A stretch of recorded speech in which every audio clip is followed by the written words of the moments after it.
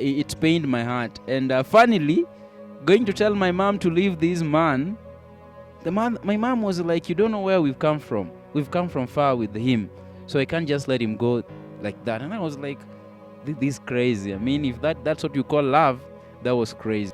So life continued and life went on. A time came when we couldn't even share the same table while eating. When food was brought in the table, either of us had to leave.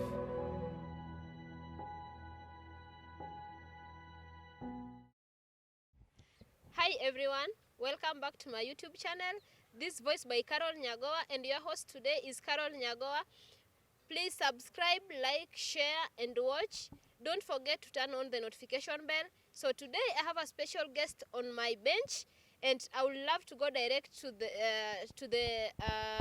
have a discussion with him. So I'll give him the floor to introduce himself. Karibu sana. Thank you so much. Thank you so much. So my name is Emmanuel Denzel. I am saved and blessed. I Amen. am an apostle, upcoming apostle. I am a chef. am multitasking. I do a lot of things for living. So, but meanwhile, I'm here with Carol. Let's see how it goes today. Thank you very much and welcome. Leo inakaa tutapikiwa. Hey. So, I would love us to start our discussion. Can you kindly take us way back growing up? How was it? Yeah. I come from a very humble background, where we are 8 kids, and my dad did quite some good job. So I have a word to young men growing up, probably the age of 20 and above, telling them my story about my dad and my family in general. So I come from a humble background, just like I've said. So I lived with my mom and dad. For some time, I didn't live with them because of issues with the salary and fee and all that. So we couldn't stay together because of the distance with my schooling and all that. But the moment I had to stay with my dad and mom, my dad was a very good guy, decent guy who was very compassionate and humble and loved helping people. His joy was in helping people. But I didn't live in a humble relationship with him because of how he used to treat my mom. So, like, my mom was, for a long time, my mom was the breadwinner of our family. And being the breadwinner of the family, she had to respect my father because the logic says that the man should be the breadwinner. But in our case, it was different. So my mom was the breadwinner. So there's the kind of treatment that my dad gave my mom that made me to seriously hate him. In fact, for a better part of my life, I didn't even consider him as my dad, and my uncles complained about it. That your dad is complaining, you're not giving him the father love, you're not respecting him as a father. And they said a lot of things, but I knew my reasons, which I never shared. So, my mom being the breadwinner, I loved her because of her wisdom. She never wanted any of us to know that she was the breadwinner. For instance, I could be sent home for school fees and go ask him for fee. Instead of giving me the money directly, he could direct it to my father. So he could give my dad the cash and then tell me to go and ask it to my dad, so that when my dad gives it to me, it doesn't seem like it's my mom who's working and my dad is not. So she was that wise and humble. My dad being an alcoholic, he liked beating my mom. He used to give him, he used to give him a really thorough beating. And so I was like, and I'm saying this with all sense of respect. I was like, this man is not a wise man. If this woman does everything and then he still have the guts to beat her, I was like, those are the most destroying moments of my life. So there are times I wish like I could fight him, but because the saying goes that he who fights his father gets a curse. So each time I could see him beating my mom or see them fighting, I'll leave and go somewhere else and maybe shed tears and cry, which is also against the name because men shouldn't cry. But I used to do that. So it pained my heart. And funnily, going to tell my mom to leave this man, my mom was like, "You don't know where we've come from. We've come from far with him. So I can't just let him go like that." And I was like, this is crazy. I mean, if that's what you call love, that was crazy. So with the beating and the torture that my dad gave my mom, I grew up hating him. I really hated him. So life continued and life went on. A time came when we couldn't even share the same table while eating. When food was brought in the table, either of us had to leave. I would leave with my plate, or he would leave with his. Times came when we would sleep in the same house, but when we woke up in the morning, we couldn't even say hi to each other. Waking up in different bedrooms for the same house, but we're not talking at each other. We used to communicate in letters, and we were staying in one house, one room.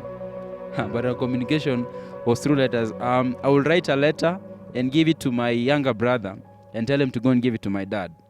My dad, instead of writing a letter, he will communicate to me through my mom. He will give me a reply through my mom. So that was our relationship. So there's a time came when he talked to my uncles and told them, please talk to that guy. Let me know that I'm his father. Then I told them that I know he's my father, and that fact will never change. But if I had a choice, I would tell God to change him so that I have another father who has respect for my mom. Because I felt like he had no respect at all for my mom. So if I may ask, you like doing this thing going on between you and your father, was it because of the disrespect he had for your mom, or even you as kids, there was no respect there? Yeah, it was for the respect. She lacked respect. He lacked respect for my mom, so that is where we had issues. Because I knew for me, yeah. I'm the acting firstborn. Actually, the firstborn passed away, so I'm the acting firstborn. Yeah, so my beef with him was beating my mom and lacking respect for her. So we took quite some time, and then I was in high school. So in high school, life was going on well. And like I've just said, that we used not to communicate with my father. I mean, he could have money and I have nothing. I will suffer that way. I'll rather die with my problems than share it with my dad if my mom had no solution. So, after high school, after Form 4, I came to Nairobi to find something to do. And in that period, he was sick. My dad was seriously sick. And when he was in the hospital, he wanted us to go. He wanted me personally, as the firstborn son, to go see him, because when people are sick and they begin feeling like they're not going to make it, they want to see their wives, their brothers, their sisters. From you will succeed. He was too smart. Yeah, so we realized in 2018 that he was HIV positive. So with the guilt, it was like he couldn't live with the guilt. Like in his entire family, he's the only one who was positive. So in other words, he decided he won't take the drugs, so that he could just die and go away with the pain. He didn't want to live with the pain that everybody knew that he is positive, because he was a key player in our village. He used to help people, and he was a point of hope to many people in the village. So he was imagining that all these people will look at him and the perception that people have about those who have HIV and AIDS. So he was like, no, he didn't want to go through that. So then here he is in the hospital. He was suffering from meningitis now as a result of HIV. So he went to the hospital, and then he was seriously sick. My mom called me. They tried begging me. I couldn't go. I refused. I said, I'm not coming to see him. If he's dying, then let him die. We will bury him. I refused. Until one of my aunties in Nairobi had to pay me transport. It's not like I didn't have money. I was working by then. She paid transport and told me, if you don't go and see your dad in the hospital, I'll know that you seriously hate me. Funnily, by then I was saved. I was born again. I was still preaching. But I had problems. I had issues with my dad back at home. So I could come and preach. Yeah, I still had the pain. I mean, I will still see him and feel like, I don't want to be home. Sometimes I didn't want to go home because I imagined that I'll go and find him at home. So it was such a painful experience. So when he was in the hospital, after my auntie paid my bus fare, I decided, okay, fine, I'll go see him. So I went, and because he knew I was a prayerful son, when I got to the hospital, of course, there were around 6 people in the room who were also sick. I think they were suffering from the same disease. Yeah, so when I went, I began by praying. That's my norm when I go somewhere. I begin by praying. So when he heard my voice, he said, oh, that's my son who prays more than God. He's arrived. I was really waiting for you. I didn't know you will appear. I was like, yeah, Dad, I'm here. I'm here to see you. I was like, thank you for coming. I really wanted to see you and I wanted to talk to you. So he told me, before I talk to you, I know it's late.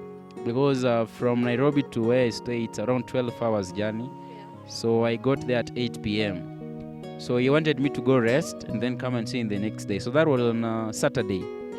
So I came back on Sunday to see him. I was supposed to come back for work on Monday. So on Sunday morning, I went to see him. He told me to go with my second-born brother. So we went, and he told me that I know I've not been a good dad, and you've not been a good son too. Yeah. And lying here in bed, I realized how much I miss you and how much I wanted to be with you as a son. And like a normal human being, seeing him on that bed, I really wished he was somebody I knew for long. I really wished we had a good relationship, because I felt like I was no longer going to see him. But I still had the pain in me that, I really want to love you, but because of how you treated my mom, there's no sense of love coming out of me. So we talked, and then he said, fine, from today, let's begin a father and son relationship. Then I told him, yes, let's begin a father and son relationship. So he touched my hand, he held my hand, and with my other brother, he gave us his blessings. Because he knew I was coming back to Nairobi, he told me, if you go back to Nairobi, if you'll not meet again in this world, I'll wait for you over there. Yeah, in the other place you'll find me. So take care, be a good boy and be a good son. Then I told him, yes, I will be. On Monday, when I got to Nairobi in the morning, I was really weak. I mean, it wasn't because of the journey. There's a part of me, inside of me, that was feeling like something is in a mess. Yeah. But I didn't think that maybe it will be my father. So I went to work. The day was successful. So at night, at 9 p.m., my mom called and she was crying. And she told me my dad is gone. Now that's when I realized how much I loved him, and I was in denial. I didn't know I was in denial, but that's when I realized that I loved my dad. But I was living in denial. So I went home the next day immediately. That's on Tuesday. That was on Monday. Now on Tuesday morning I went home. So my mama told me we have to go and organize how he's going to be settled in the morgue. Now this was the most heartbreaking moment. When I got to the morgue, and then I saw him lying there. I wished God would take back all the days we could wake up in the same room and not say hi to each other. I was seeing him, and it was like he can't even raise his hand to talk to you. He can't even open his eyes and look at you. And then I felt like I've thrown a lifetime moment. So I realized how much I loved my dad. I realized the role he was playing. When I realized he was gone, there was nobody to wake up beside my mom and encourage her. That's when I knew that there's something he used to do to my mom that I didn't know. That she was a point of hope to even my mom, even to myself. Walking around and saying I have a dad was really important, but I didn't realize that until he was gone. So it was so painful. And I think I thought I didn't need him because I had friends and I had uncles who would help me if in case there was need for help. So the reason as to why I'm sharing this kind of stories because I want to address men and women outside there. Some of us who feel like we've made it in life, we don't stay with our parents anymore. We can pay our rents and we can feed our girlfriends and so we feel like I don't need my mom anymore, I don't need my dad anymore. But I want to tell you out of experience that when they are alive, you might think you don't need them. But when they are gone, that's when you realize their importance in your life. Like my math teacher used to tell me in high school that you'll know the importance of passing after failing. Now that's the same thing when it comes to family. You'll know the importance of having someone after losing him. So please, may you stay in respect with your mom and dad. They might be, you might have gone to school more than they have gone to. You might have gone to university and they dropped in class 6. Respect them. Because for one instance, your mom chose not to abort you and gave birth to you. And your dad chose not to throw you away, but took care of you. So please, brothers and sisters, ladies and gentlemen outside there, let's live in respect for our fathers and mothers. They are vital and they're important in our day-to-day lives. You might not realize that today, but I tell you, I don't want you to wait until they are gone for you to realize that they're important to your lives. So I hope my story is getting outside there and somebody somewhere is being encouraged. May you be encouraged and be stirred up If there's anything you have against your mom or your dad, sit down with them, talk it out, let it through, and have an humble relationship of mother and son, or mother-daughter, or father-son and father-daughter. So I want to thank you so much for inviting me to share with you my story. Anytime I share my story about my dad, I usually feel some sense of relief, Yeah. because I learned to let go of the pain that I have when I saw him being buried, and then seeing him in that coffin. Yeah. There's a lot, and each and every day I have to confess that I feel like God will give him another chance to come back, so that you can just mend everything.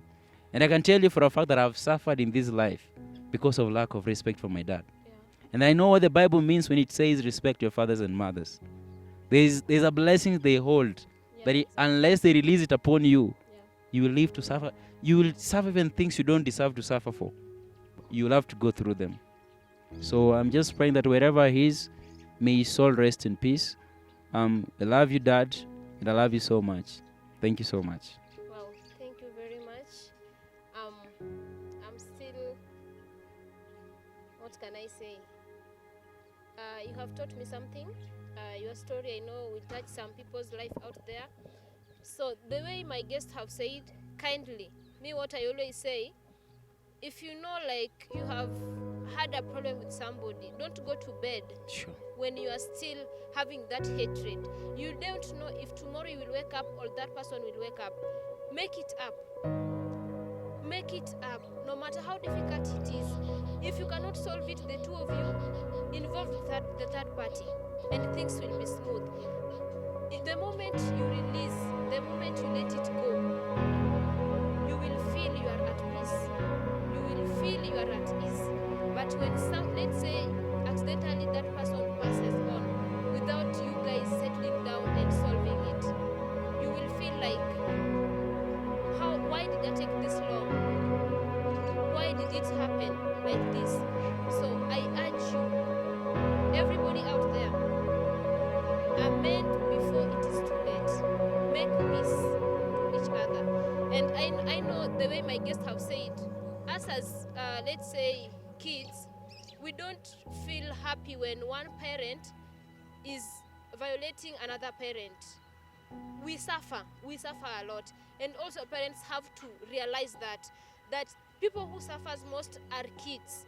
So kindly parents, even if you have an issue, don't fight in front of your kids. Find a way of solving it. Don't let it be like now it's a violence in house. Even kids hates one another parent and loves another. All of you are parents, and all of you deserve the love from your kids, and also your kids deserve the love from you. So today we have learned something. I have learned a lot. Me also as a parent, I have learned a lot, and I pray to God to help us overcome all the challenges we have with our parents. Not even our parents, even if you have a difference with somebody, make it up before it is too late. That's what I can say for now. Till next time, bye bye.